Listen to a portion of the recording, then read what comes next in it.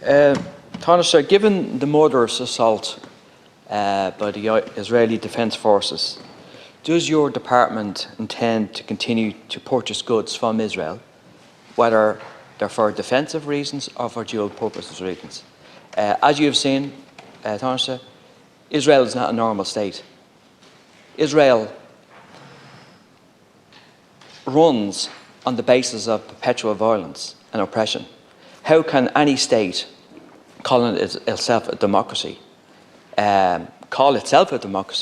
while doing trade with a state that has killed over 5,500 children? As the Deputy knows, Ireland has been to the fore, and indeed if you travel the Arab world, there's huge respect for the stance that Ireland has taken, a principled stand that we have taken in respect of the Middle East over a long period of time.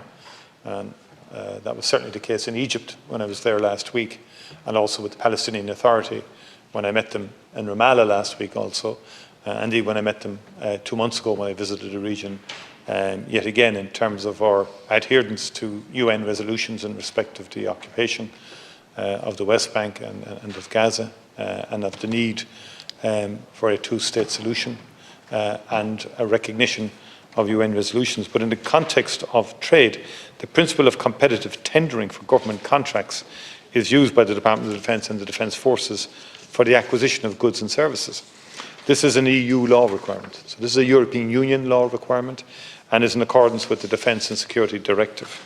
Central to those procedures is the requirement to allow fair competition between suppliers through the submission of tenders following advertising of the tender competition on the e-tender site and on the official journal of the European Union where appropriate.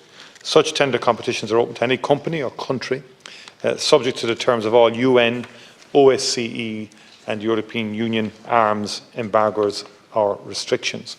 There are no such restrictions or embargoes in place on Israel or Israeli companies from the EU or from OSCE.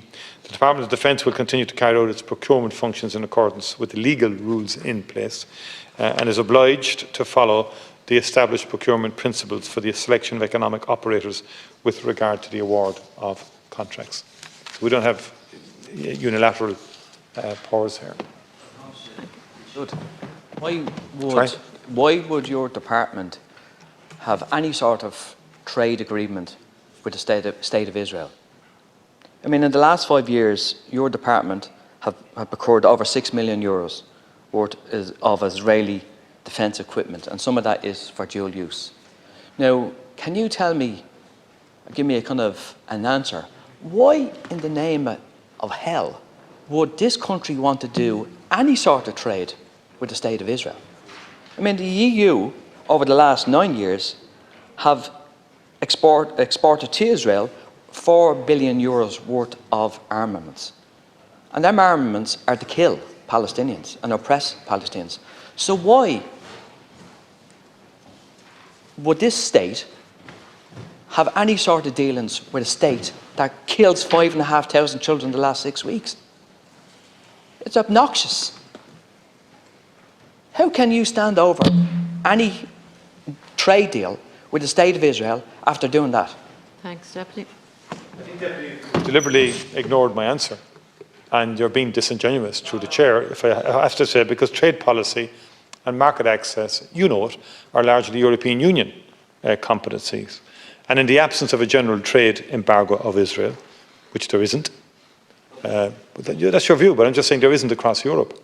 And the Department of Defence cannot unilaterally preclude Israeli companies from participating in tender competitions for military or any other type of goods for that matter. Under both GATT and EU trade, EU procurement law requirements, so under the GATT and EU procurement law requirements, the Department of Defence is required, whether we like it or not, to deal impartially with all companies that are entitled to enter tender for competitions, and tenders must be evaluated on the basis of objective criteria. A small number of Israeli companies have won orders for defensive equipment in recent years as a result of tender competitions. And this is not a new development. In each case, the contract was awarded by way of a tender competition. The question of boycotts and sanctions have been debated on many occasions in the Oireachtas. There is a view that such actions would be ineffective and counterproductive.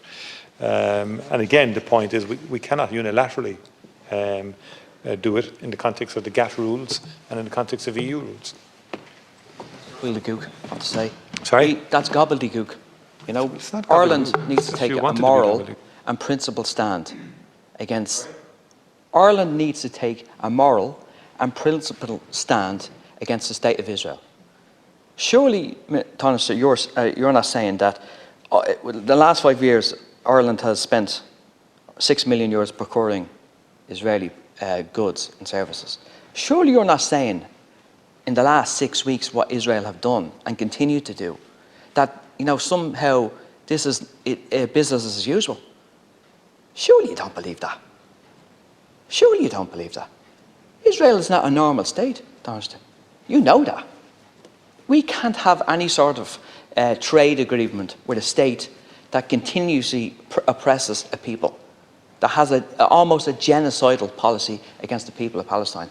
This is not a normal country. And surely, in that circumstances, we can't trade with the state of Israel. I think, Deputy, I don't think you should try and characterise me wrongly, as you just have, in the sense that, I'm very clear. I want the war in Gaza to end. I want it to end now. Ireland is one of the early countries to come out calling for humanitarian ceasefire. We voted for the Arab resolution at the United Nations. And when we met the Palestinian Authority in Ramallah, they thanked us. And they appreciated the principled stand that Ireland takes in relation to these issues, and have taken. Sorry, Deputy. Sorry? Yeah. So, and we will continue to work to get a humanitarian ceasefire, to get aid in at scale into Gaza, which is critical, and medical supplies as well. But as we sign up to GATT rules in respect of trade, and the European Union is the competent, as you know, the Commission in respect of trade agreements, we don't have the unilateral capacity, or not capacity. Legally we can't just extricate ourselves and say we want to do it this way, because the same would apply to other countries who've equally signed up to it. Thank you.